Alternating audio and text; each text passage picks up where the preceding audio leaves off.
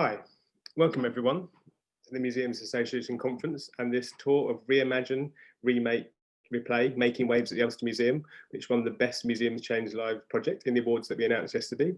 I'm Simon Stevens from the MA and I'll be facilitating this session.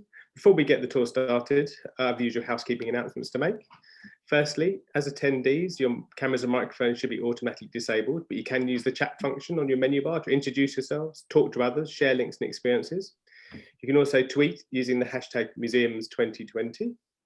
There will be some time for questions at the end of the tour, so if there's something you'd like to ask the speakers, then please share it via the Q&A function. You can also see that at the bottom of your screen. You can leave and rejoin this session at any time. We're recording the discussion today and it will be available on our website, hopefully next week. We have audio description operating in this session, so if you require that, go to interpretation at the bottom and select French. Hopefully you won't experience any technical problems, but if there are any, do feel free to send me a private chat message if you have any troubles. Now, with all that out of the way, I'll hand over to Claudia, who will get the session started. Hi, so I'm here. Hi, hi everyone. My name is Claudia Lavelle and I'm the coordinator for the local or regional museums on the project Reimagine, Remake, Replay. I'm joined here by Niamh Kelly and Emma McAleer. If you'd like to say hi, girls, ladies. Hi there. Hi everybody, I'm Niamh, I'm the youth ambassador on the project. And I'm Emma McAleer and I'm Youth Engagement Officer on the project working at National Museums NI. So I'm going to share a presentation just to give you a bit of a background or a framework to begin the session. Okay, so Reimagine, Remake, Replay, that's our strap line there. We basically aim to engage young people with museums and their collections using the latest in digital technologies. As the project evolves, however, we always end that sentence with "and creative approaches," because although digital is a big part of what we do, we don't feel it fully encapsulates everything that we cover. So we offer free programs or courses set within museums and now set within Zoom for people that are 16 to 25 years old. And that's literally our only criteria for people to apply. Participants don't need any previous experience or knowledge in any of the areas that we run the programs on. So we run on a consortium of partners whose logos are there. We have the umbrella bodies for both the local museums and the national museums in Northern Ireland, Northern Ireland Museums Council and National Museums Northern Ireland. We have the Nerve Centre, who's essentially the digital tech side of things. And we're also in partnership with Northern Ireland Screen, which grants us access to the Northern Ireland Film Archive, which features lots of material from the 9 museums that we work with. So slide 2, please, Simon. So this is the reach of the museums we have across Northern Ireland. 3 of those are national museums and one of those, Ulster Museum, which you'll see in the video, is a national museum, and 6 of those are regional. So 3 national, 6 regional or local. Pre-lockdown, we ran 3 programs in each museum per year. So as you can imagine, life's a lot different now that we're not able to travel to all these places with our carfuls of tech. Our team is fairly small. We have 5 people essentially at the core, and we work with freelancers, part-time staff, and we especially recently love to collaborate with other organizations, artists, creatives, and activists. 3rd slide, please, Simon. So just a little on the tech side of thing. I've popped in this slide, and maybe it's because right now we're not getting to do as much of it as we would like, but it's still a really big feature on our project, and it's a big draw for a lot of our young people. So this is only some of the examples, these images, of where the participants physically made something with the tech inspired by what interests them in the collections. I mean, this really is a sample. We have tote bags, t-shirts, vinyl works, virtual reality museum spaces. We used to actually create little 3D printed heads of all of the participants in the first session of every program, which everyone loved. I think actually a participant once made tiny little earring versions of her own head. The picture there of everyone in the blue t-shirts in front of the Christmas tree is an event called the Miracle Market, and that was in local museum partner Newry Museum. We laugh about the title of that because on the day of the event we say it was a miracle that it went ahead at all, because there was 2 big road closures, the worst weather you wouldn't believe, but it did go ahead and it was great. Local young performers played in the banqueting room. Cute and quirky craft stalls were side by side, and participants chose to donate the proceeds from their own digital fabrication stall to suicide prevention charity PIPS. Next slide, please. Okay, so here I have molded together 2 more highlights. There really is so many highlights on this project, it's been hard to choose just a few. So these images represent a variety of some of the programs we have run. So sometimes we respond to a need that's come up, a social cause that the participants feel strongly about and want to do something about. An example of this is the purple pictures on the side there. So these are illustrations submitted by participants to a course we ran recently, where all the work is going to be donated to victims of domestic abuse. This was a response to the really quite alarming rise in reported cases of domestic abuse in Northern Ireland since lockdown began. So we partnered up with a shop, an online shop called She Sells Sanctuary, who basically get donated artworks and in turn sell those artworks online and give all the proceeds to the 9 women's aid groups in Northern Ireland. And we had an amazing young illustrator called Ellie Makem and take the lead on that program. So as well as being for a great cause, it was also good for the confidence of these young people, some of whom are inspiring illustrators and artists, getting their work out there and getting their work on what's becoming quite a well-known art website now in Belfast. So the museum's link for that one was that every week a heritage staff member from a different museum would come to talk to the group about inspiring women who feature in their collection. So all the designs created on that program were inspired by those stories. The picture of the 2 YouTubers there, Katie and Jenya, is a still from a vodcast, a video podcast we produced in Ballymoney Museum about the infamous witch trials in Island Magee. That's just been launched there for Halloween, so you should check it out on our YouTube channel. That was actually a great example of where the young people did what they wanted to do, but they used the collections really effectively as part of it as well.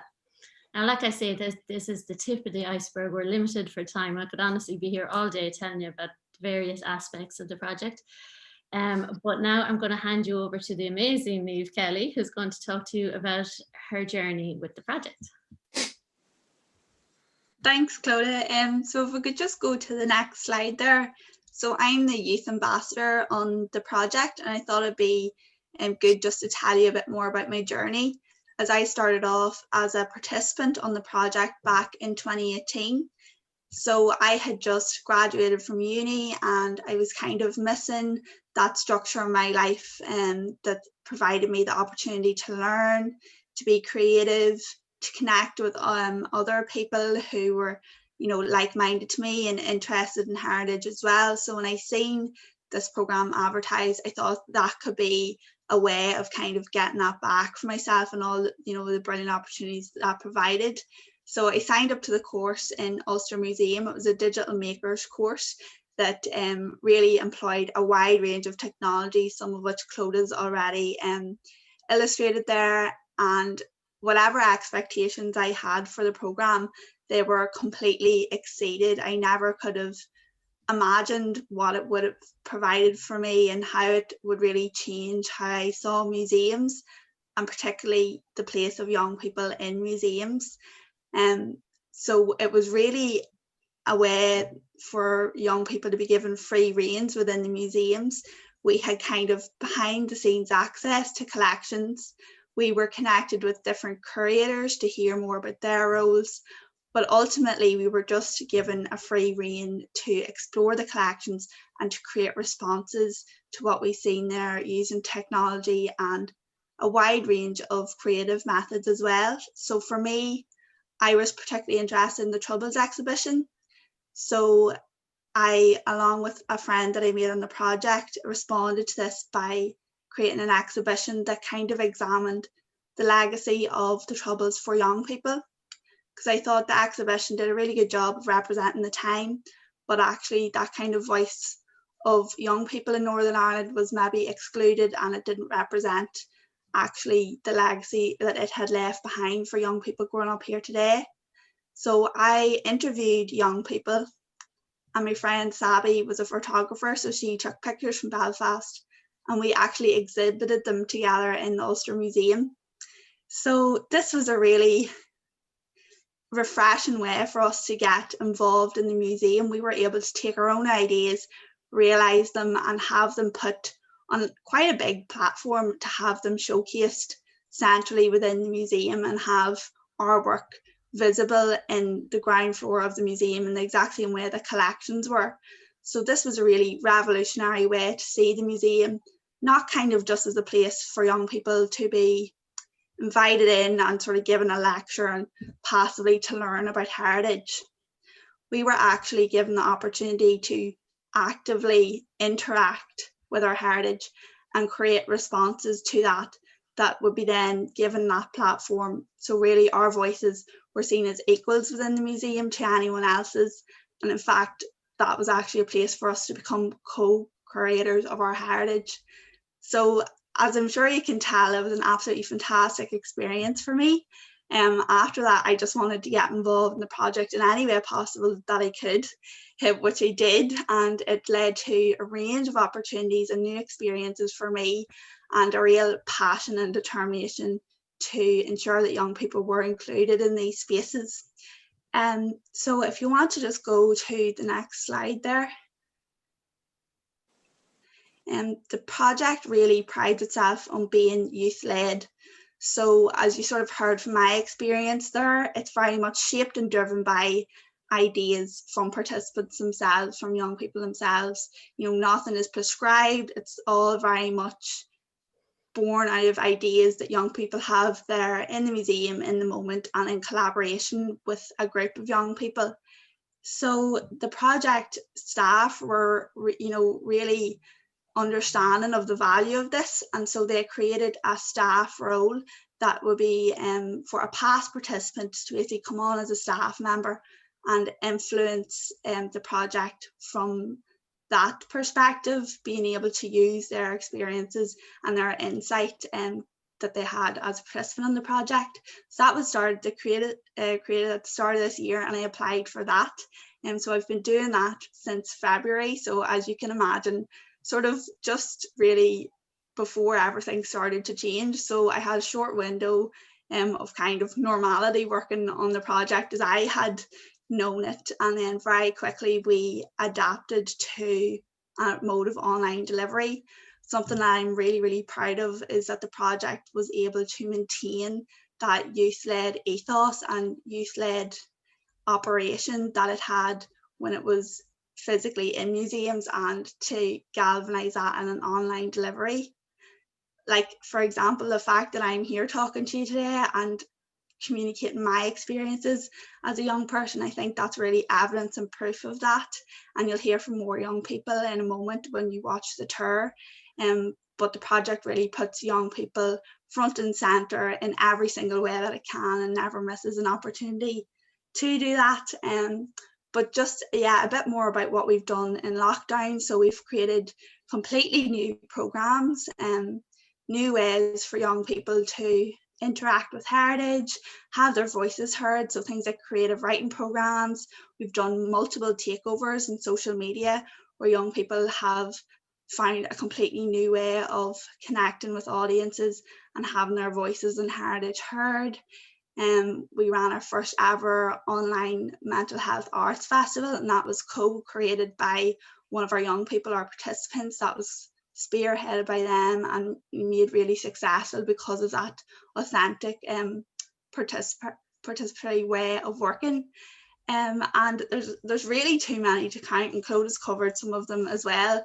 But I think just something as well to highlight was, for us, we felt it was really important to continue this through lockdown, because it became very clear quickly that young people would be one of the groups worst hit by the pandemic, both financially and in terms of their mental health.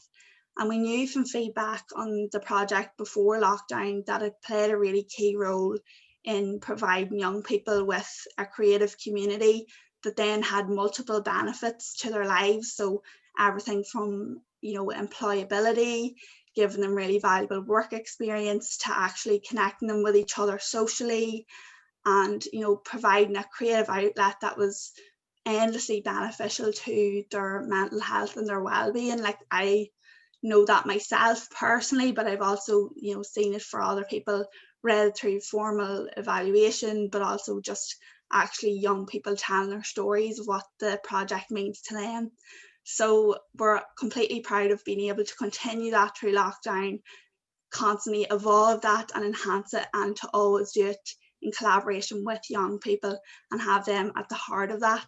So my big takeaway from the project is that young people have had all these benefits while they're creating this change in the museum. So it's life-changing for young people, and it enables them to change the way museums operate. So it's, you know, not just a life-changing project for young people, but it also is completely life-changing for museums as well, and how they view young people within those institutions.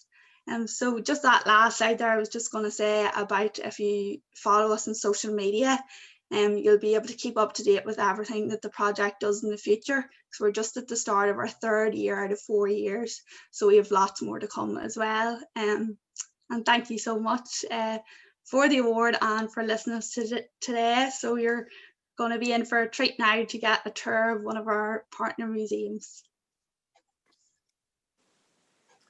Yeah, Emma, are you going to speak now? No, you're gonna. I'll play the tour then. 1 sec.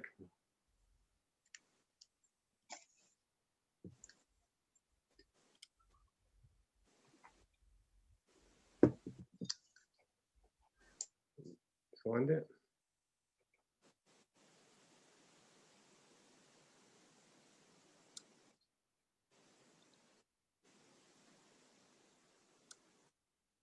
Sorry, bear with me.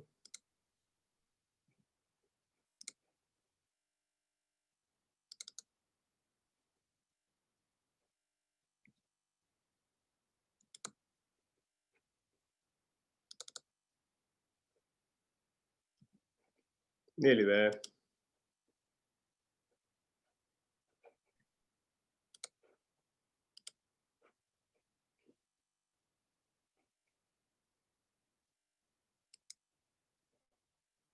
I think it's the right one.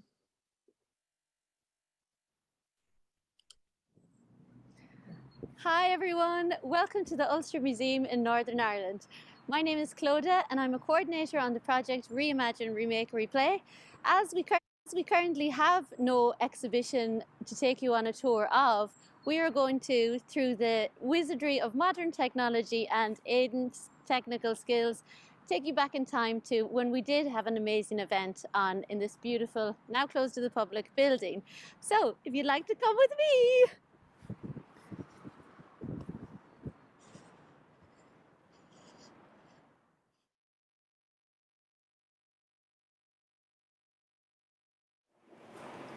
Hello and welcome to Making Waves. My name is Ryan and I was one of the participants for Making Waves event management course, and I'll be giving you a tour into the past of that evening. Come with me. Our first port of call is where we held the Eurostar experience, where you could feature in your favourite album covers inspired by the Selling Songs exhibition on loan from the V&A.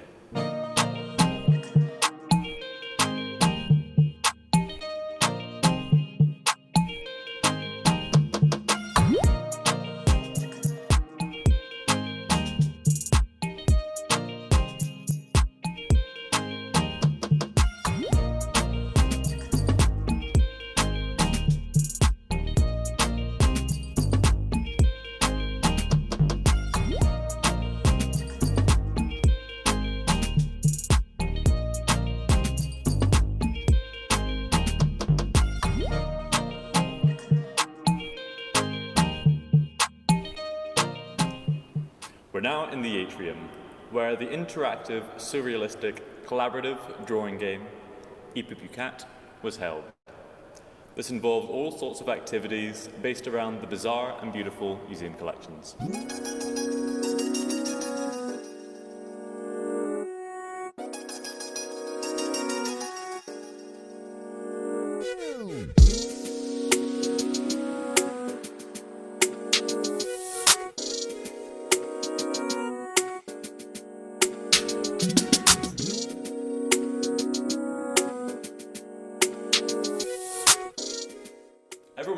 mix punk rock with harp music, techno with Irish airs, then if you travelled back to 2019 and landed here at the Elements Gallery, you have the perfect chance to do so with Mix the City, a UK-wide music initiative we have the pleasure of having as part of Making Waves.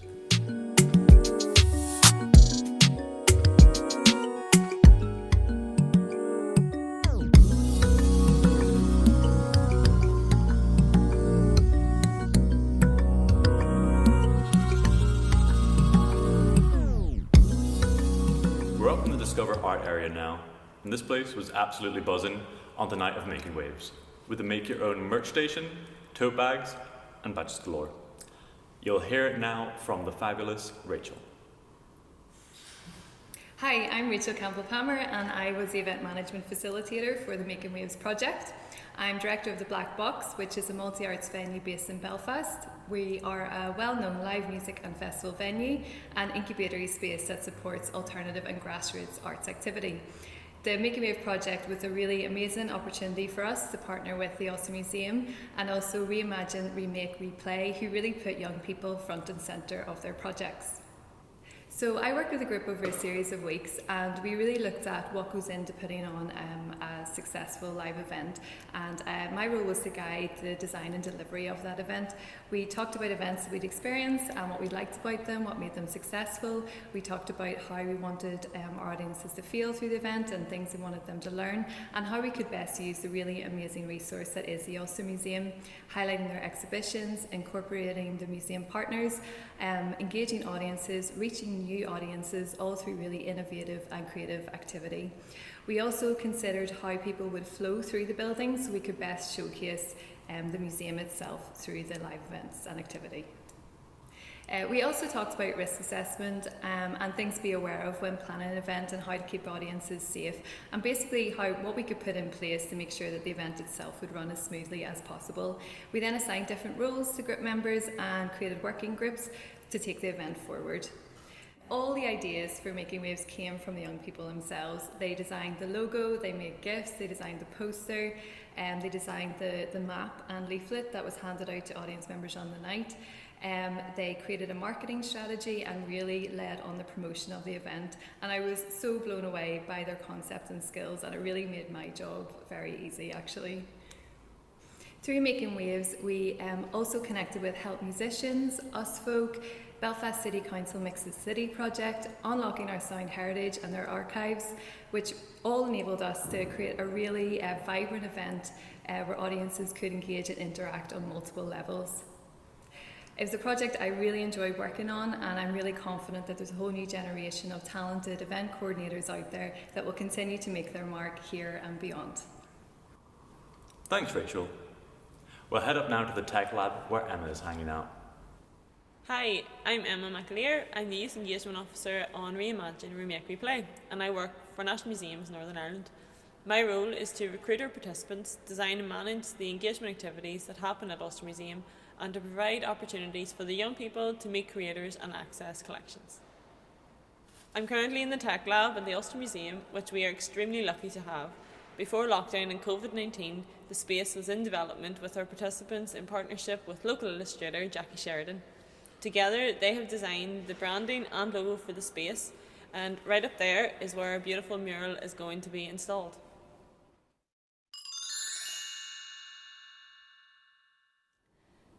The aim of the space is that it will be an open and inclusive area for young people to experiment, meet creators, delve into our collections, get hands-on with our tech kit, and discover new ways to interpret and explore collections. We're really proud that the Ulster Museum has dedicated a space for making heritage more accessible, interactive and tangible. Making Waves was the outcome of our event management course last year. It's one of my highlights of the project so far. It ticked so many boxes in relation to engagement, audience development and participation. The course was led by the amazing Rachel, who led and designed the sessions based on her experience of what makes a great event, who your audience is and how to target them effectively. The really great thing about the way the sessions were led is that Rachel was there as more of a support and encouragement, but the young people were given the freedom to run with their ideas and see them through. The participants themselves, where do I start? They blew us away with their enthusiasm, creativity and teamwork. I had to keep pinching myself that night as the hard work and ideas on paper really came to life through the young people leading the event, and it was amazing to see them feeling so confident and empowered. My biggest takeaway from the night was that collaboration is key, sharing skills, working with partners that will enhance the visitor's experience. Through this collaborative approach, the participants were able to secure really high-profile local talent for the event, which in itself brought a wider audience to the night, as well as the sheer range of activities which catered to so many different tastes and interests.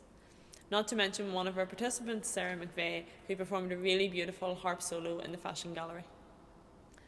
Let's all hope that when we get back to some type of normality, that the museums and arts venues will recover, and events like Making Waves will be key in providing visitors with a chance to laugh, to hug, to let go, and to visit our spaces and enjoy heritage. I, for one, will be queuing at the door. She talks as if she knows a hell of a lot more than I do. I watch the stories go on like a child who's in awe of the hero. Who knows if she's speaking the truth? I feel so naive to believe it. Too quick now, I figured it out that she's lying about her belief in everything. I wish I knew everything now. Everything. I don't believe in anything now. I don't ever wanna be another one of those girls. I'm everything I need to love, even the worst of. I don't ever wanna be another one of those girls. I'm everything I need. She reads the room like a book to adjust how she looks in accordance. Fake life to get the attention, but nobody mentioned the sore face. She tells you that we should support all the women around us forever. No love when she gets to the top, everything will come out just to bite you. Everything. I wish I knew everything now. So thanks for joining us on what was literally our virtual tour of the Making Waves night. Hopefully we'll see you at the next Reimagine, Remake, Replay event soon. Bye!